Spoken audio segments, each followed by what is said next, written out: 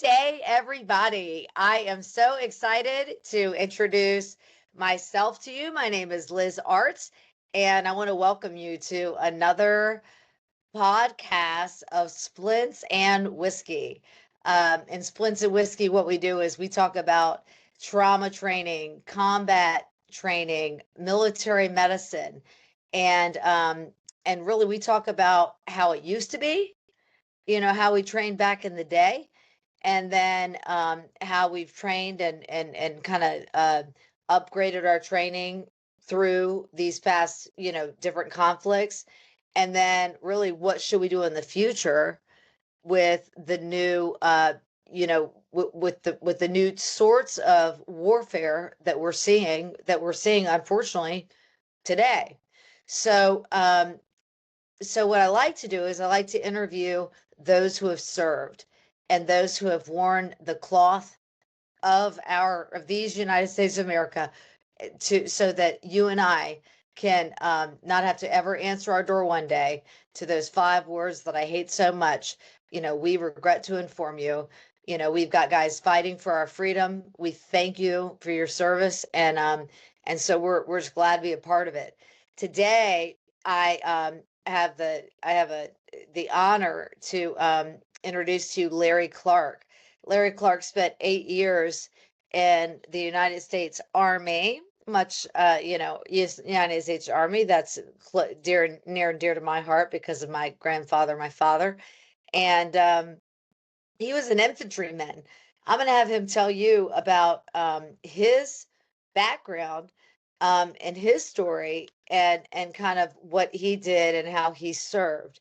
And so, with that being said, and yeah. So with that being said, Larry, could you introduce yourself to our listeners Yeah, and tell us a sure. little bit about your career? Okay. All right. So my name's Larry Clark. Next week I'll be 44 years old on the 13th. Oh my God, I'm Uh, older, Larry. I'm older than you. You're yeah, fired. I know. That's only by a couple of years. That's not too bad. You look Thank a you. lot younger than me, though. Okay, I love you. Yeah. Yeah. I So, forgive you now. okay. So, so I joined May 8th, 2003 is when I left for basic training. And at the time, Fort Benning, Georgia. Yeah. So I was there for a good while. Um, went through OSIT, did all the things I needed to do there. Ended up getting orders to go to Fort Lewis. At first, I And didn't will think you say Fort Lewis to that's the newer view of Joint Base Lewis base McCord? Lewis McCord. Yes, sir. Okay. So yeah, I was there when it was still considered Fort Lewis. Yeah. So right south of Seattle. When I initially got the orders, all I saw was Second Infantry Division, and I was like, "Oh gosh, I'm going to Korea." The one place I didn't want to go because I wanted to go fight in Iraq. Iraq Yeah. started, and that's when I knew I was like, if I'm going to Korea, I'm stuck there for a year. Well, that could be over by then. Well, I found out going to Lewis, Washington, didn't realize that Second ID was out there. So I get to Fort Lewis, I check in, and I'm lost in the sauce, not knowing where to go. So I in a process. That's a week. I get to go to the brigade. I get assigned to 3rd Brigade, 2nd Infantry Division, Okay. which is now reflagged. Well, it was 1st Brigade, 2nd ID. And now it is 1st Brigade, 7th Infantry Division, I believe. That Okay. just happened just a couple weeks ago. Oh So wow. kept changing. So was there for about a month at brigade, basically the the rear detachment. Literally on Christmas Eve, I get my orders to go to my unit where I'm going, and it's 5th Battalion, 20th Infantry Division or 20th Infantry Regiment.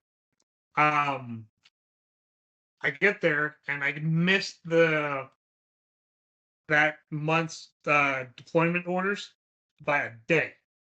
If I got there the day Ah, before, I would have left on January 30th. But I got to stay there for another month So I don't leave to go to Iraq until like end of February. I'd show up the first day is March 1st.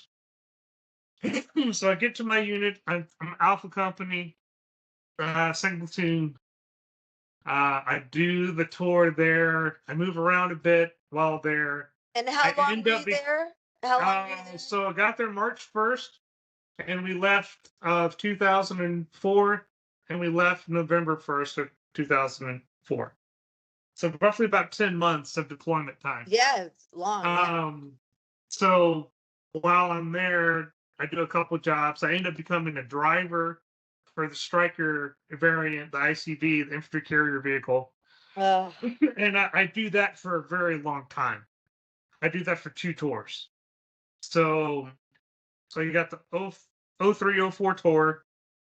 That's when the unit was there. We get back. We train for a year and a half. And then 06, 07, we go again. I'm still driving, but I'm in a different platoon. I'm in 3rd platoon. My best friend's my squad leader, and I've gotten pretty good at what I do, like really good. I'm considered one of the best in the battalion at this point. And the main reason because I've been driving so long. I've got yeah. more time behind the wheel before more than anybody else. Yeah. Couldn't get up to it. Wanted to be the VC. Couldn't get it. My squad leader, my best friend Romeo, wouldn't allow me to do it. Said no, no, no, no, no. And this was kind of the point of contention between us. Can I ask Right. a question there? Yeah. When you say you wanted to be the VC, Mhm. VC, Beagle commander. is that okay? Okay, vehicle commander. Thank you. Is that the person whose head is out? But one of the guys, yeah. Okay. So you're in charge of the 50 cal or Mark 19 that's on the vehicle, the main weapon system, and you're overall responsible for the vehicle itself. Okay. Yeah. So the driver answers to that person. Well, I Yeah. had people who had less time in rank and grade that were being moved up to vehicle commander, and I was being stuck as a driver. Yeah. So this is like career progression where it's like it's being stunted. And it wasn't due to anything that I did. It was just because of Romeo. And I did find out later why he wanted it that way. And I'll tell you the story of what happened before, a couple weeks after we had this conversation. But he had just gotten back from leave, and we had lost guys wounded in action on St. Patty's Day, 2007. This is our second deployment. We had 3 guys in our squad get wounded. One guy who I'm going to try to reach out to, so you need to talk to because his story is unbelievable. Oh, send them on, man. I love will. this. He is an interesting character, I will say that. Well, we all are. But this guy's very interesting. Yeah, he's quite a character. But his name's Josh. But we'll talk about that later. He gets wounded. He should have passed away. Didn't. He survived. We have another guy get shot in his hip and in his arm. The bullet is still in his arm for Casey. To this day, this happened in, like I said, St. Patty's Day of 2007. That night. So still dealing with it now 17, 18 years later. And then we had another guy who took 3 rounds in his leg, and he's having issues with walking still walks with a limp and a cane. So yeah, we lost those guys. My team leader, who was on the ground, Harkins, ends up getting this Silver Star. He takes a round to his helmet, and the helmet stops the round from killing him. And 7.62 round goes around. I mean, I saw the impact and everything. Lucky to be alive at the time.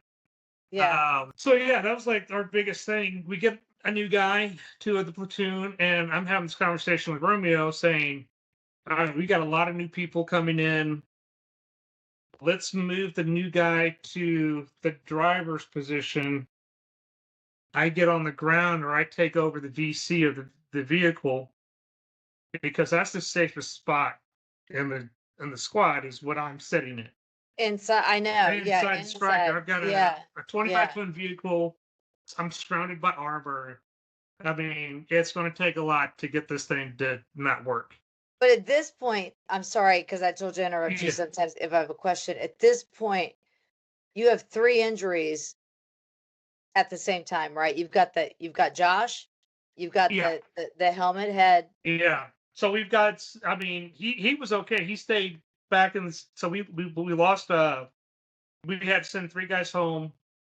Josh, Casey, and I can't think of his name right now. Yeah, they'll come back to me later. And when But you sent him and when you sent him home, um, mhm. was that still considered like a time? It's 2007. Was it considered a time of like the golden hour? There weren't drones and stuff yet. So No, could you stabilize him and get him, or how long did you yeah. have him? I mean, we stabilize and then move them out. So you set up a casualty collection point, Yeah, and then we'd move in the medical vehicle of the striker to pick them up, and then take them to the medevac point. And so you've got a basically an armored ambulance that comes in and picks up all the guys. It's gotcha. able to hold 6 people in the vehicle. Okay. That's what it was designed to handle. I think they augmented it to where it was only like 4 or 5 just because of the room. You couldn't really work when you had all 6 in there. Right. Yeah. Yeah. Uh, Yeah. Yeah. Because so you yeah, gotta but like, it yeah. had enough room to hold 6 litters in each vehicle. Okay. Yeah. Um, so yeah, they move on. We go to like a forward operating base, or what they call a combat outpost, a COP, and use that for the medical birds to come in and pick them up. Yeah. Yeah. Yeah. I was just talking to someone about a cop. Yeah, Yeah. So they would do that. It's either a forward operating base or a COP, wherever was closer to get to, wherever you could get a Black Hawk to land to pick up the wounded. Yeah. So we're in Bakuba at the time. So this is about 45 minutes north of Baghdad. So we lose those guys. I'm. This is on another mission. Like I said, Romeo, the squad leader, was on leave, so it was Harkins who was actually in charge at the time when all this happened. And Romeo's upset because he's lost 3 guys when he wasn't there. And I'm having this conversation with him about, well, move me because I've got the time. Let me get on the ground. Let me blah blah blah. Let me do what I need to do because at least I know what we're dealing with. This guy doesn't know. And he said, absolutely not. And we had this conversation. I got upset. And he was like, you really want to know why you can't do this? Blah, blah, blah, blah, blah. And I'm like, yeah, I think you're kind of ruining my career. Yeah. I mean, you're my best friend and all. And he's like, because I can't lose you. Lose you. Yeah. If anyone is going home, it's you. Yeah. This is going to be pretty prophetic, and I'll tell you in a little bit. Um, So I was like, oh, okay. And then he explains like what he has plans for me. And basically when we get back, he's setting my career up because I'm denying you career progression now. I'm going to make sure that when we get home, you're good to go. Like you're going to be looking good. Yeah. I'm going to set you up for success. I was like, okay, well that's awesome. Cool. All right. I'll just, we got a couple months left. We got extended from 12 months to 15 months. And I was like, okay, we're at like month 12 at this time. So I was like, all right, 4 more months and I'm going to be good. May 6th happens. And this is like maybe this conversation's maybe a week before or 2 weeks before that. May 6th happens. And starts off like any other day. We're going out.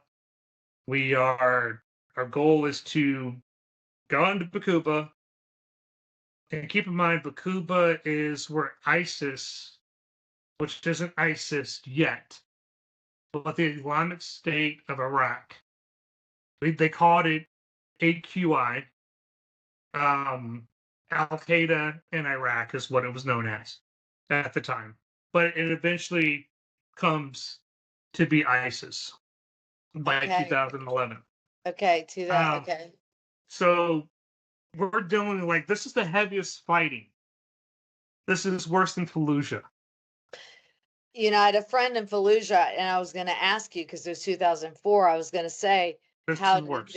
how did this? Yeah, how did this? Okay. So this is worse than Fallujah. The reason why nobody knows about it is because we didn't allow reporters in very much. It is a lot more controlled in that sense. So I mean, we're getting contact every day. It's pretty bad. They say now it was the turning point of the Iraq War. This battle the Wow. city that we're dealing with. And to stop you, this was May 6th. This was May 6th is so this is what is becoming to be a big issue. The So turning point. Yeah, we're helping out another unit. The unit that's there is undermanned and just basically not designed to do what needs to be done there. So they called us in to help out. That's why we're in Bakuba. Okay. And when we, as a striker brigade, our job for the army in Iraq at the time was to be the quick reaction force for Iraq. So where anything was bad going down, Right. we're 911. Ugh. Okay, that's who you call. You're calling us to handle everything. Right. So, well, we're there for the search for Baghdad. That's not a big deal. So we get called to go to Bakuba. We get there in February of 07. And we're like, okay, well, here we go again. Trying to, hurry up and helping people. Like, this is getting kind of ridiculous in a sense. That's how we felt it. Like, because we're always getting called, like, oh, this is the worst area. This is the worst area. We get there and it's not a big deal. Right. In our minds. We get to Bakuba, that changes. That it's like it's hit the fan, it's bad. So we've been there for about a month now. Or I guess I'm going on 2 months. May 6th, we're going out to do a check on an Iraqi police station. Our goal is to determine if these are good guys or bad guys. Because it was kind of a coin toss on who was good and who was bad. Even though they wore the uniform, we didn't know if they were actually with us or in disguise per se, and cahoots Right. with the Al Qaeda. So our goal was to go make contact, see if they were good people or bad.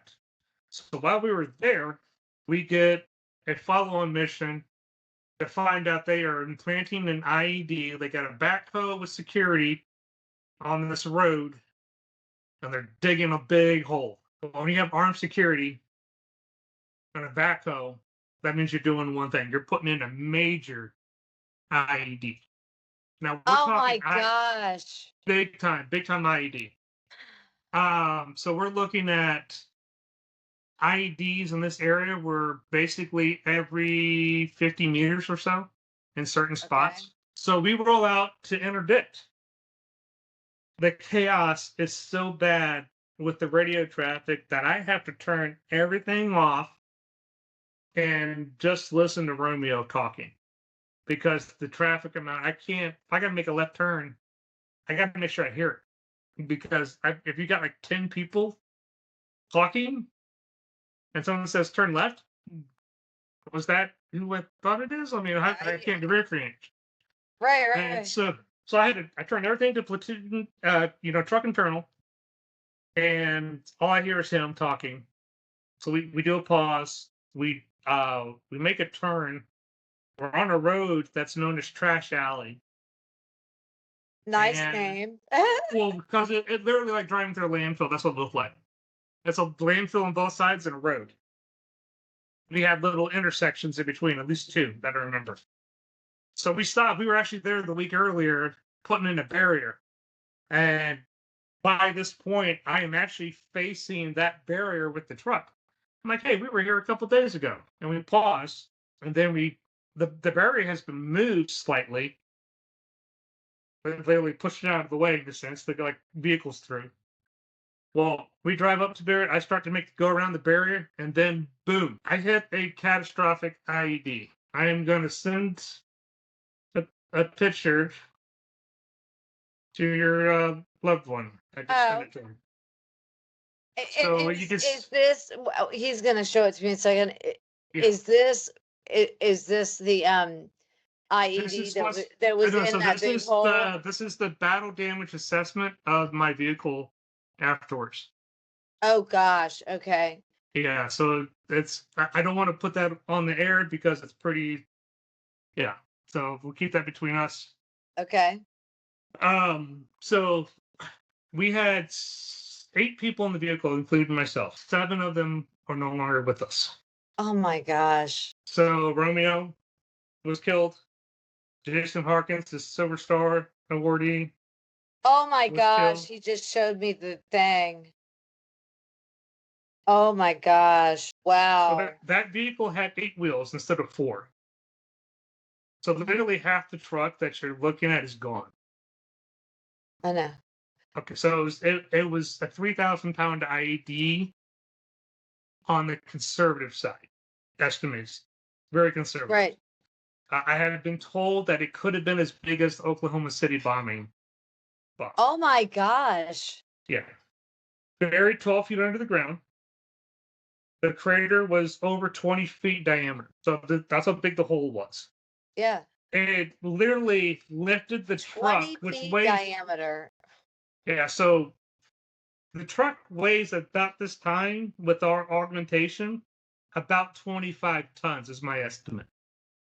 It was big Whoa. enough to take the back end of the truck and flip it over. Speechless. Never happens. Never happens. Yeah. So, yeah, and I remember being like perpendicular to the ground. I have no seatbelt on, never wore it. Well, I shouldn't say that. I wore it intermittently, depending on what day it was. But that day I didn't wear it. I go unconscious. I wake up. My hand is caught under the driver's hatch, and I'm in the vehicle for about pinned for about 45 minutes. And they end up eventually getting me out. Did you say you were in there? 45 minutes pinned. Like I was stuck. I couldn't get out of the vehicle. Yeah, yeah, yeah, yeah. My yeah. hand is caught in the driver's hatch. So I broke my middle finger, which has got a nice scar. I don't know if you can see it. Probably not. Probably Yeah, not. well, yeah, actually, I could. Yeah, yeah. Yeah. So I got that. I got one on my thumb. Broke my thumb in 2 places. But yeah, my 3 fingers are caught in the hatch. So I ended up getting moved. They were going to cut me out. They had, because we're under fire. It's under contact. We Right. had 2 people that day get Silver Stars. So my platoon is up to 3 Silver Star awardees at this point. Did you? No, I got a Purple Heart. Oh my God. Yeah, well, that's not something it's a. I know. Army is the enemy marksmanship badge. Is what we called it. What do you call it? Enemy marksmanship badge. That means they Yeah. tagged you. So but an IED, it's to whom they may concern. Blast. The guys got bronze stars, the ones who passed with the Purple Heart, but I just got the Purple Heart, which is fine. I didn't want anything else. So I'm wounded. I get back. Great medevac. I mean, it was once they got me out, I rode in the Mev to the cop or the fob that we were at, which I can't remember the name of. I get on the medevac. It's a 45-minute flight to Balad, the cache, and I get treated there. I mean, it was fast. I mean, it was quick. I mean, it was an interesting time. And talking about training at this point, the Army had, like, when I got in the service, it was really still like Vietnam based training. That's what I'm hearing from that time frame. Yeah. And so early on. So by this point, it's changed, completely different. Oh, a lot. Yeah. So I was in the early part of my career during that transition. And so like when I was in like basic training, you got the little green like medic pouch, Alice clip. It had one bandaged in it, and that was it. Now we're getting Yeah, individual first aid I'm kits. looking around because I collect like all old school, new school, Yeah, everything. I know what you mean. I have one. yeah. Yeah, So the same one that you also use for your compass. It's the same pouch yeah, for a static compass. yeah. So I got that initially basic training. Well, by this point, I've got an individual IFAC, and it's awesome. I've got Israeli bandages. I've got all this other stuff. Well, I can't use it really for my situation because I'm pinned. Right. Everything else is fine. Yeah.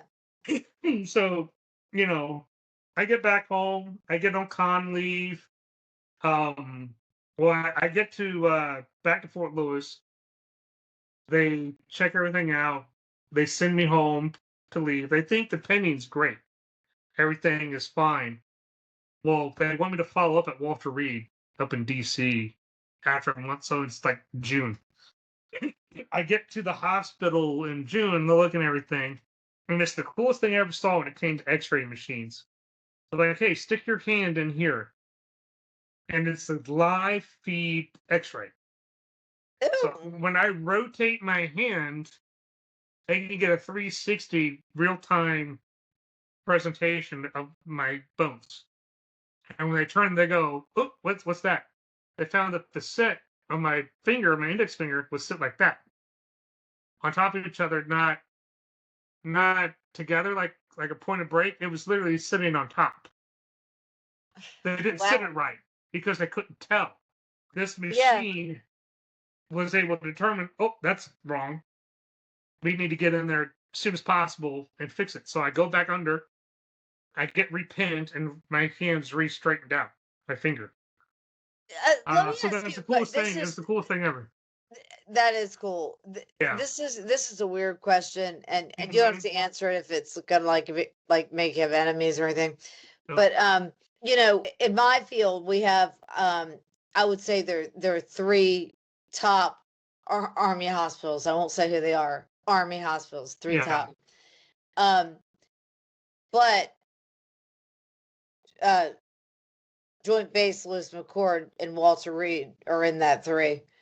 Um, did you feel you don't have to answer it? I mean, I'm sure they equally have a million amazing things. Both of them have awesome stuff, but I mean, did you feel that one was better or not better, but did one have more equipment or better It knowledge depends. or? Lunch though wasn't bad. Oh, I've Um, never been at launch, so I want to go there bad. it's in Germany, right outside of Ramstein. Right, Uh, right. that's where all the collection. It's basically a collection point. Yeah. So if you're really messed up, you're there until you're stable, so you can head to Walter Reed or other places. So I get cleared. I'm there for a week. I'm doing most of the out processing myself, hand all wrapped up, pins in it. Yeah, yeah, yeah. Um, so I get sent home or I get sent back to Lewis, Madigan. Madigan depends on the department. Yeah, Um, yeah, Madigan, like for I do simulation. The for Madigan Sim trauma, Center is for awesome. trauma is pretty on point at the time. Talk about later stuff later on. Um, Walter Reed was good, but this is when Walter Reed's getting a lot of flack with everything too because of the high. And what I noticed about Walter Reed wasn't really due to the talent that was at Walter Reed. It was just the amount of people coming to Walter Reed because you're talking every serious injury I know. from both deployments from both theaters, Afghanistan and Iraq. And this is at Yeah, the height of both. Well, they're all getting sent to Walter Reed. I know. Yeah, yeah.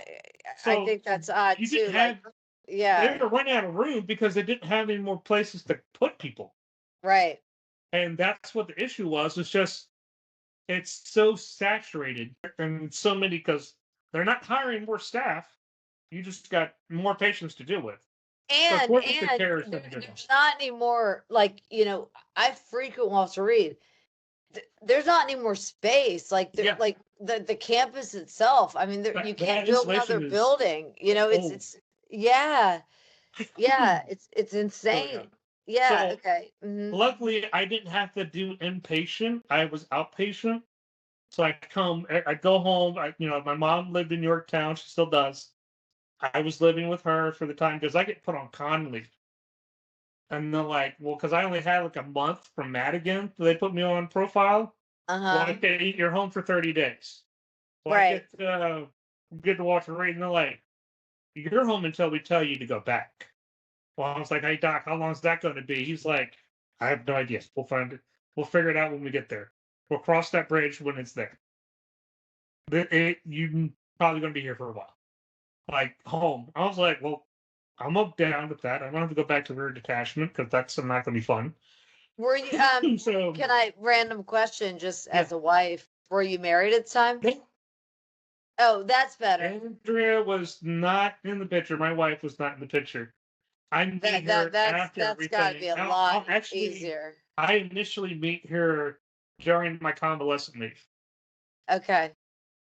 And it's just in passing. I say hi, whatever, move on.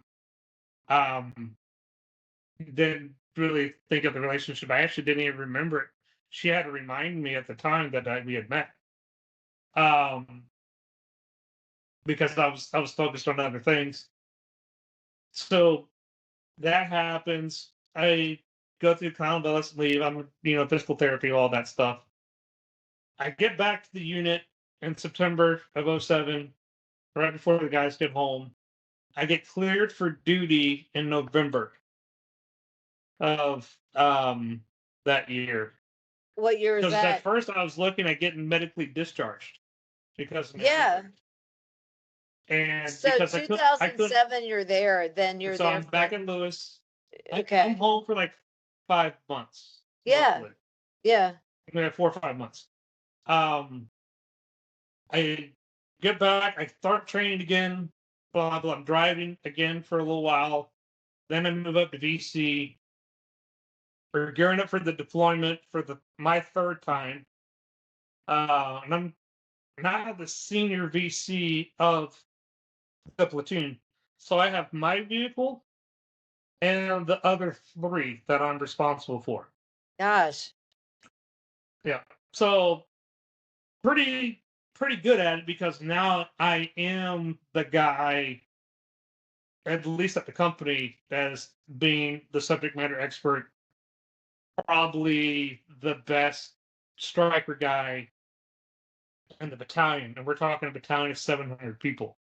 And Right. I am considered I am known battalion wide as being, if you need an answer about the striker, that's the guy you go to. What do they call your title? Senior vehicle commander, Okay. senior VC, for the platoon. That's it. I'm not a master driver. I don't have the official title. I'm just known as the guy to go to. That's Yeah, the I unofficial. mean, yeah, I wouldn't even know what So I don't know the rankings and I I know just all wanted the to know what they mechanics. I mean, called you. I'm a specialist. It should have been an E6 position. I'm an Uh-huh. E4. Hold this position, but they didn't feel it was necessary to promote to that level, and that's just Army politics at the time. How do you So feel about that now? whatever, I don't care less. It's just rank. It's not a big deal. It didn't affect your retirement? Well, I don't have retirement. I Oh, because ETS'd out. yeah, I gotcha. Forgot. So yeah, Okay. so it didn't affect that at all. I really care less. 8 years in, not a big deal. So we go back for the third tour. I'm big commander, and on the night of September 2nd, we get put on quick reaction force again. And usually, when you get to a unit, the relieving unit assists you on so basically you what we call a ride seat ride. Uh-huh. You ride on the right seat. You're basically they're in charge of the vehicle. It's their vehicle. Just your leadership is riding with them, trying to get a layout. Hey, what's going on? Show me around. Blah blah blah. So people get to know the battle space. At this point, Bakuba is very quiet. Like there's nothing going on. Well, we find out we get mortar rounds that night. the QRF is now us. And I'm talking my truck, night vision capability, the thermal cameras that we had for the driver, they go defunct. Like it's not working. Like something's wrong. Breaks. And like at this point, were you like, dear Job, how did you No, it just happens. Vehicle stuff it breaks. Nothing that he did. I had it actually. My driver at that point was one of the best I had ever seen. I'm just talking about Job in the Bible. Like, hey, Yeah, Job, I mean, yeah, like Job, like, how'd you deal with all this craziness? Because yeah, I'm writing stuff down and I yeah, can't even believe it. yeah. So I mean, it goes down, and I spend and at the time, at the end of the day, I'm not making it like, oh, I got to get this fixed, because most of the day, I'm not expecting to get this truck out in the field for another week. And the problem was like back in the second tour, I just go to the civilian contractors with General Dynamics who built the Striker. Hey, I need a part. Okay, do a 1-1 swap. Now I have to go through supply, exchange everything. Couldn't do that. They want more control. The Army's making the transition where they're doing more of it. So now I've got Army bureaucracy holding me up because it's a hurry up and wait. Like, hey, I got the part. Well, the supply sergeant's not there because he's not doing his thing. It's only him and one other guy. So I got to wait for parts, and then I'm troubleshooting. Okay, well, it's not this. This is good because I'll literally take my piece off the truck, undo another truck Yeah. thermal system, hook mine up to it, and like, okay, that works. Okay, let me get the other piece. All right. But this is taking time to do everything, put everything back. So, but I'm not in a real rush about it because, like, I don't need it up. It's not needed. We're supposed to be riding their vehicles. Well, that night, like, hey, we're on QRF and we got to head out. And I was like, excuse me? Like, my truck is deadline. It cannot go anywhere. I'm like, well, can you drive with nods? And I was like, sure, Sergeant. And I'm talking to my platoon sergeant time. That's who I answer to. I was like, yeah, he could drive nods. How fast do you want to roll out? And he was like, well, 45, 50 miles an hour. I was like, I can maybe get you 10 to 15 at best. Well, maybe because he's never done this before, we're probably going about 5. You want to roll out at that speed? He's like, no, we're too slow. I was like, okay, well, then we're not taking my truck. He's like, well, what do we do? Because he'd never been in strikers before. I was like, we take everybody from my truck and we distribute them out to the other 3. And we roll out that way. He's like, that sounds like a great plan. I was like, well, sorry, that's what we always do. So that's SOP. Yeah. So we do that. So I am riding in what we call 3rd platoon. The bump number is 3-3, Victor. So mine's 3-2. I'm riding Sergeant Selge's truck, which is 3-3 Victor. So my goal is we get out to the objective, the dismounts come out, I ride in the back air guard hatch and control the vehicles from the back. I've got a VC on 3-3, he's got the gun, but I am in charge of all the vehicles where the security is set up. So we get in the vehicle, we roll out the gate, I remember getting on Route Blue Babe, and the next thing I know, I wake up in a hospital in blood again. No. Vehicle rollover off a bridge that had been blown out, which I knew about prior to it was blown out on second tour because we're back in Bakuba. So this bridge that was blown out that had a connection piece, and somehow we rolled off 75 feet and hit the bottom. Selge is killed, and Sergeant Shea is killed as well. The vehicle lands on top of him. In this time frame of your This is September 2nd of 2009. okay, so now My 3rd tour.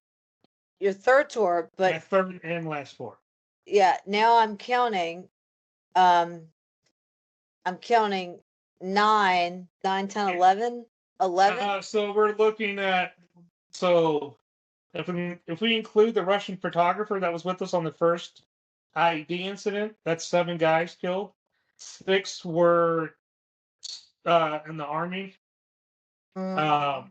were my part of my squad, and then we're down to 2. So I've got 8 KIA that I've dealt with. If it's 9, if you include the Russian photographer. So I wake up in the hospital. 5.5 hours of my life are gone. Yeah. I don't remember any of it. I got a traumatic brain injury, Yeah. and I've been escorted by medics. I mean, and the medical team, that's what, because they had one of the guys that I know very well. He was like, they had him observing me, and that's when he told everybody, like, hey, Larry's messed up. We need to get him checked out. As I remember him telling me this, is that he'd ask me, he's like, hey, Larry, where you at? You know, how you doing? What's going on? Tell me what's going on. And I'm like, well, we're in Bakuba. We're, it's September or whatever, blah, blah, blah. And then I look back at him and go, hey, when we're done, when we get back, do you want to go out and get a beer? So I'm back at Lewis again. Like in Iraq, but also back at Fort Lewis. Want to go out to Lakewood. I mean, we're 8,000 miles away from Fort Lewis. But you got TBI. But I got a traumatic brain injury and stuff like that. So Yeah. I spend time in blood, get checked out. But yeah, it's the only one that didn't get sent home. Wow. Everyone else broke something. I didn't. So I got that, and yeah, it was a crazy experience, and after that point, I realized I was like, all right, once this tour's over, that's it. I'm going home. No longer doing this anymore. Oh my So I gosh. finished up my time. I can't leave the wire without the battalion commander and sergeant majors expressed permission to do so. I can't go anywhere without them. Right. Yeah, they won't let me go anywhere. So yeah, that was an interesting time. And I finished up my tour, did a couple odd jobs, and ended up getting out. But yeah, I mean, but medical care. Well, let The me medics. stop. Well, Oh, go ahead. I want to stop you there, okay, if you don't mind. Yeah. So, Go ahead. because we're moving into medical care, so we're on the same page. So number one, let's first talk about PTSD. Yeah. Do you still suffer? Officially, yes.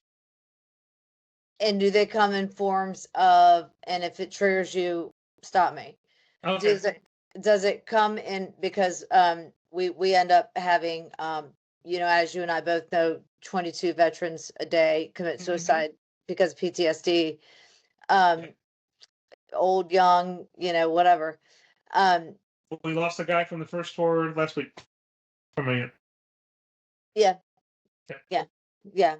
I mean, it's unbelievable. And so, so every one of these conversations, I could be talking to a daggone, tractor trailer driver in Iraq, and he's, he has PTSD. I mean, it could be anything, right? It's like with PTSD, it's like I was talking to people that I work with, and I'm like, well, how do you handle PTSD?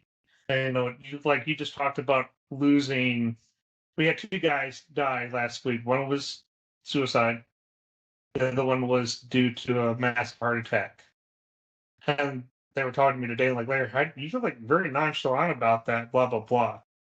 I was like, well, to me, this is Tuesday. Yeah. So it's like, this is my life. This is what. Well, also you're a believer. So I am.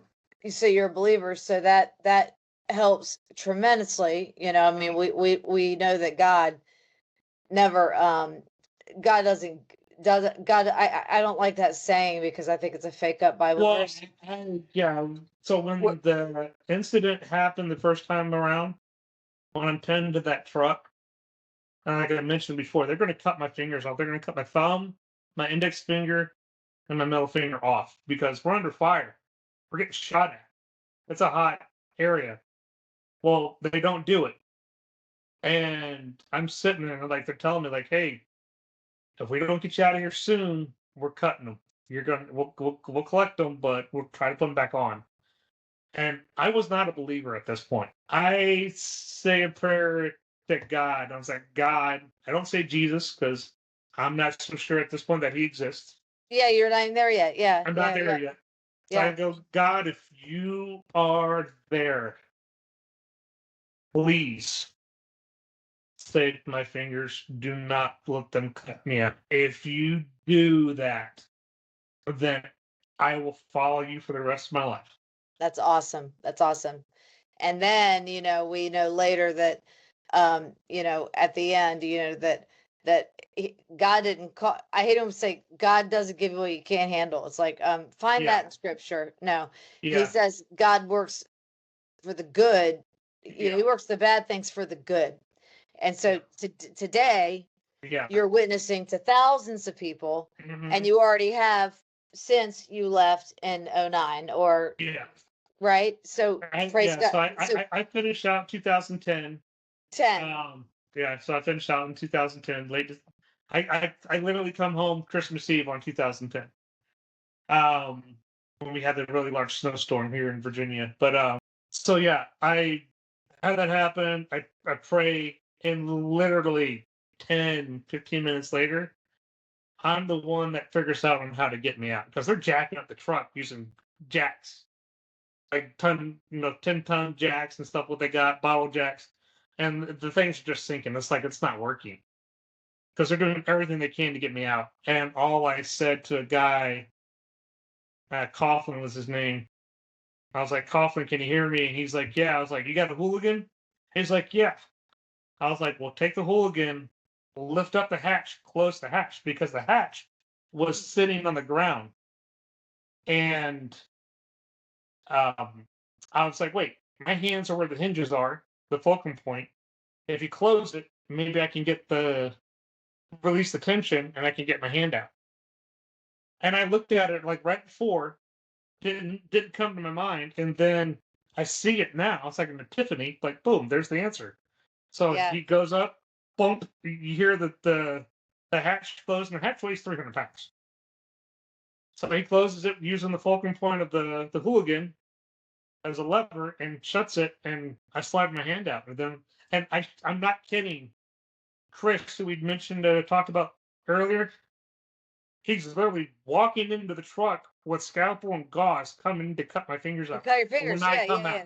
Yeah, yeah. Like it's It's literally he's just like, oh, okay, I don't need to yeah. do that. And then another gentleman, Jeff, he's like the head medic at the time. He escorts me to the med, and I'm out there, and it was just like that's pretty cool. Like our guys, our medics at the time, like they got some really good training that most medics didn't get. We had a lot of connections in our unit with other higher end units, and our medics, our line medics, got to work with special forces with their medics, and their level of care is way higher than what ours. I mean, they're basically PAs Yeah. level. So I mean, our Yeah, guys yeah. didn't sound like that. Yeah, yeah. Well, they get to do training with them because somebody knew somebody. Hey, do you mind teaching my guys? Yeah, Yeah. yeah, sure. Well, they did a live animal training where they literally wound an animal and tell the medics to plug them up, keep them alive for so long. And that training was invaluable for what we could do. Like the reason why Josh Hobbs, when he got shot, he should have died. The reason why he didn't die was because part of that training. Oh, that's amazing. Because the the medic that was helping him, Martin, had been through the experience, so he wasn't freaking out. Because sometimes when you don't have that experience, you freeze. You don't know. But yeah. Yeah, and so since you've left, I mean, you had, we always say train like you fight, right? So what I Yeah. do is I sell medical simulation. So, now the types of things that we train on are, I mean, we we have smoke, the smell of burned blood, this, Hmm. we've got all, blood everywhere, all these things, these, things that so that we can scare the living inside of us, scare the living shit out of these people so that when they finally get there, their muscle memory is ready to roll. Yeah. I have one more question for you before we close it, because I don't want to I don't want Go to over this is amazing story, and I don't even feel I have much to add to it, but I have one more question, and then I wanted to Okay. get your those last minute words I talked to you about, like the advice. Remember I said that I like for each Yeah. person to give advice. Okay. So number one, thank you for your service. Number You're two, thank you for your vulnerability to tell us this. And I know that you saved lives, and I know that that's why God saved you. So thank you for that. Thank you, thank you, thank you. welcome. Um, Now, my TBI. I'm not sure if you've read much on it now, but what we in military medicine now is there has become a gargantuous, huge amount of investment now in TBI because it's everywhere, but then also because they attribute that a lot to what happens later to the 22 a day. So so I'll talk with people that I wouldn't anticipate being a TBI type command. Like maybe they would, but they're still training on it. They're still learning on it, and I'll tell you, I've got a dear friend. He was a force master chief of BUMED when he retired. Um, but he worked his way all the way up the ranks. He was an IDC all the way up to, first force master. I mean, his office faced the Capitol. Yeah. So, what a great guy. Well, he got in a car accident. He's in late 70s. He got in a motorcycle accident recently, past couple of years, and his TBI is so bad now, and he has depression from it because he's like, I wish I had TBI from war. Like how people are like that. Yeah.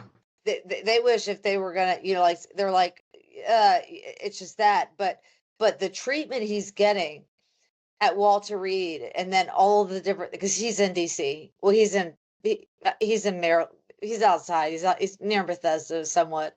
Yeah. I think he's in like Silver Springs, but it's all the same corridor, North Capital Region. And so the what he's getting is unbelievable, and the way that we have, but even my corpsmen that these 18-year-olds, right? Yeah. They're getting so much training on TBI, praise God. So that's a good thing. Things are changing, things are getting better, Because when mine happened, that wasn't there. Yeah, it was not there, and it wasn't there for, I interview people a lot of times, and then I'm in the field. I'm in the field more than I'm at home practically, and the reality is that it wasn't there 8 years ago. I Yeah. really, and then Yeah. when DHA took over, um, everything with military medicine and stuff like that. This isn't a fault of DHA. Like some people say it's a bad word, some people don't, whatever, people get stuck in their ways. But it was also during COVID. So they were going to have they were going to transfer and carry everything over from year 18 to 21. And I don't work for the DoD, so I can say whatever I want. But because of COVID, now some of those things are getting implemented. So this 3-year program is now turned into like an 8-year program, right? But it is starting to be implemented, so that should make you feel better for the future generations. Which because I don't get a lot of treatment for TBI. Yeah.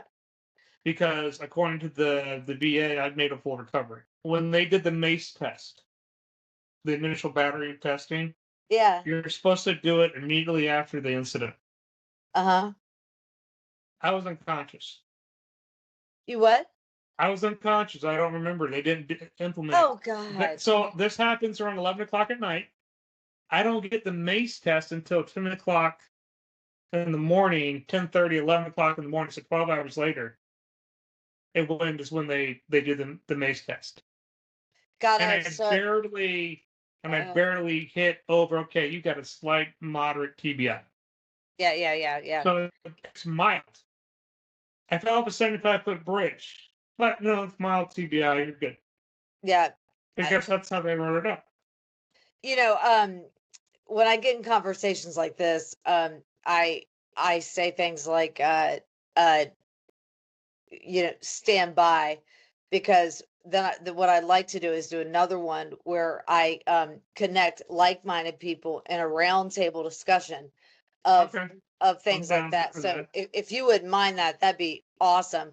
And then if people have questions about you, maybe they didn't realize that they had it or something, and everything, then Larry, I'll put on all our the podcast and stuff. I like to do it where I'll give my information so that I can forward it to you in case it's some mail order bride that wants to get with you. And so I don't think my wife would take that too kindly. yeah, But yeah. I don't think so either. That's why let me be the doorkeeper. Okay, so that's what I do with all my guys, and I deal with girls. Obviously with service members, but it just seems like I end up, obviously I interview a lot more men. But okay, so last minute. So again, thank you, and then give me your last minute. So I told you this, prior to the call. So I always ask people, like, okay, if you could see, let's say they're active duty now, and I said, if you could see anything that we could do that could help save lives right now, that they might say, like a junctional tourniquet with a this and a that and blah blah blah. They're gonna go like that. But if I talk to someone like you, or someone who's been out for 10 years, or something of that nature, some of them say things like don't give up. Other people say, like, believe in yourselves. So it could be anything. It could be military medicine, it could be love for your country, it could be a medical thing. What would you leave our listeners with? So with the military, especially with combat arms, at least when I was in, and keep in mind this was 15 years ago. I don't know what the culture is like now.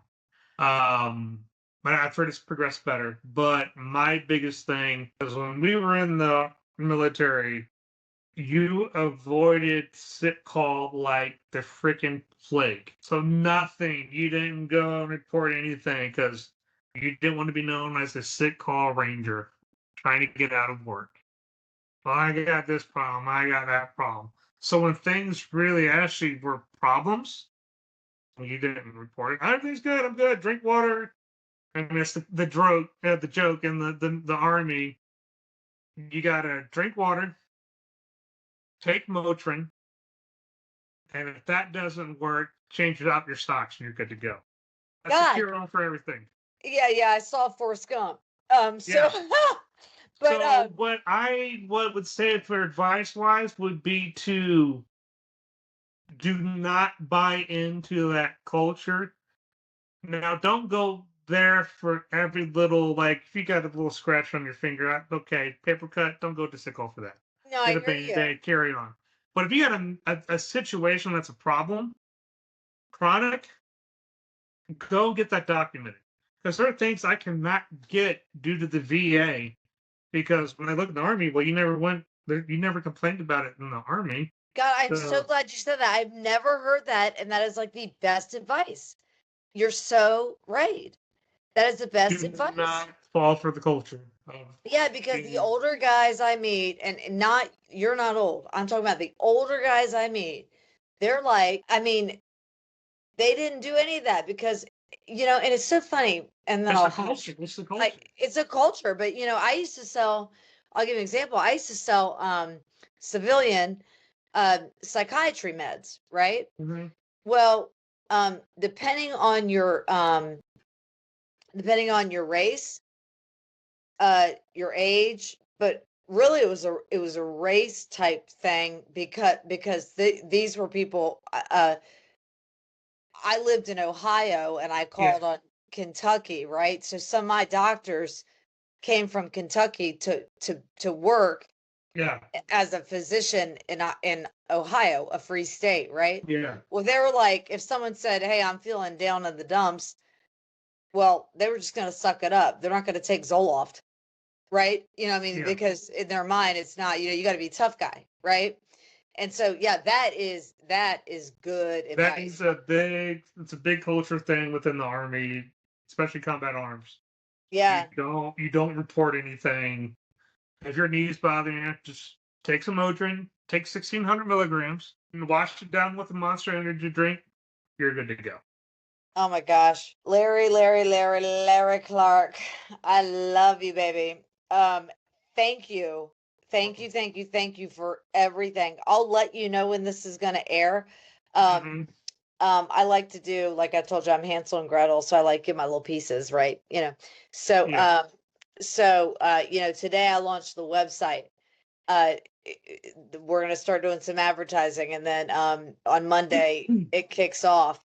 So I'll let you know. Well, there's gonna be a list, so you'll Okay. see when you're going on, and it's going to be on all different platforms. And then I will always allow for people to reach out to me if they have questions for you, Sure. because they probably will with this TBI stuff, and even how to deal with PTSD, and even how to use your spirituality to deal with PTSD, because that's a lot. I'm learning a lot about that too. You know, we're both believers. I don't like to like go crazy on that on this show, but people know. But Well, yeah. I mean, in my experience, because I get asked this a lot because of what I mean, people from my battalion come to me all the time.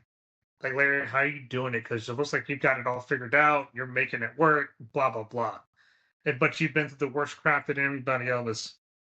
And I kind of chuckle and I tell them it's not me doing it. yeah, And they're like, what do you mean? I tell them it's why I gave everything to the cross. yep, He gave it all to Jesus, and all my burdens to him. And that's how I make it happen. If it wasn't for him, then I probably wouldn't be here. amen. And people are like, well, there's got to be another way. And I always say, in my experience, well, that's it. That's Yep, if you don't have that in your life and you're dealing with PTSD, it's going to be really hard. yeah, yeah. Yeah, yeah. It is. It Good is. luck. Yeah. Good luck, and Good luck. good. Yeah, good luck. And I'll tell you, I hate to say it like that, but I'm kind of blunt about it. But and I don't care what people say and retort. That's on some of them. That's just my personal opinion. But I'm kind of a guy like what you see is what you get. same, And if same, you ask my same. opinion, if you Yep, don't like it, oh well. I mean, I've lost friends from my old battalion. We're pretty close. That won't talk to me because that's what I said. yep. Well, Because they're like, well, there's got to be another way, and I'm sorry, it's like there's not. You you know, got I to love. have that as your foundation. If not, you will not get through it. That's why my biggest ministry for me is outreach ministry. I'm in jails. I'm leading contemporary Christian worship. I'm out Hmm. in places, I don't want to be stuck in like, I go to church on Sunday, mandated by Andy, because I'd rather be in the streets, like preaching to them. I'm Yeah, very but outreach. you gotta be out there, and you You gotta gotta you get gotta your get them, shit. man. You gotta get them. So we're different, but the reality is that, but Yeah, what I always feel comfort in it, and then I do have to go because I just don't want to kill the listener. Not that they I know. die. I'm long-winded too, so I mean, it's okay. Me I too. know this is going to be at least And, an and hour. and I had one yesterday that was so good. It was long winded, and I actually said to the guy, and it was about the time we're at now. I said, I might split yours in half. I mean, it's that good. I'm not going to edit out because it's Yeah, all good. So I'll edit out like the stupid stuff, like if I say something so dumb, or that. yeah, But yeah. not your stuff. But I'll say that I strongly believe that strongly, because I've lived I've been in some dark places, really dark places, and so have you. And it's funny because my husband and I are almost stark opposites of that. I mean, he's like, not at all. I think God's teaching him what it's like to deal with someone like me, and it's teaching me to trust someone like him, right? I mean, it's that, but the reality is that, is that as long as we use it to help somebody else and to get them closer, and all that stuff, then man, then I feel lucky that it's happened to me. Even though it's not easy, we're blessed. So anyway, I'm so glad that we got to talk, and stay tuned, because I would like a round table of some of this stuff, and that'll go as it goes, as things evolve. Okay. But thank you so much, and thank you to all the listeners. If you want to learn more from Larry, please reach out to me. Um, reach out to me. There's a website, splintsandwhiskey.com.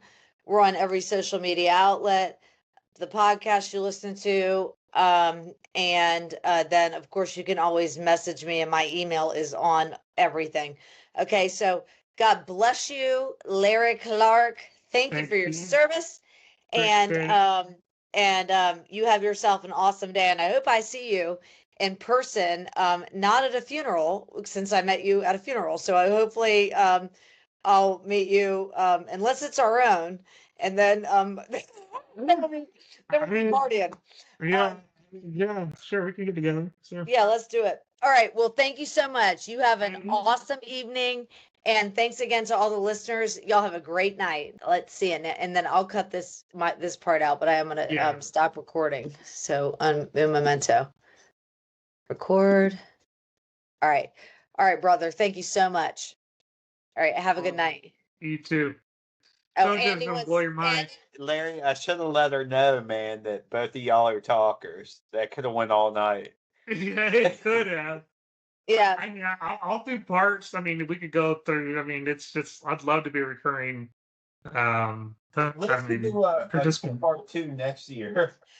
Well, yeah, I mean, no, I mean, we have a lot of ideas, because a lot of this stuff is coming up, and so yeah, so we'll get like a round table or whatever. Yeah. All right, buddy. Well, you have a good night, right. and we'll talk to you soon. All right, bye-bye. All right, bye.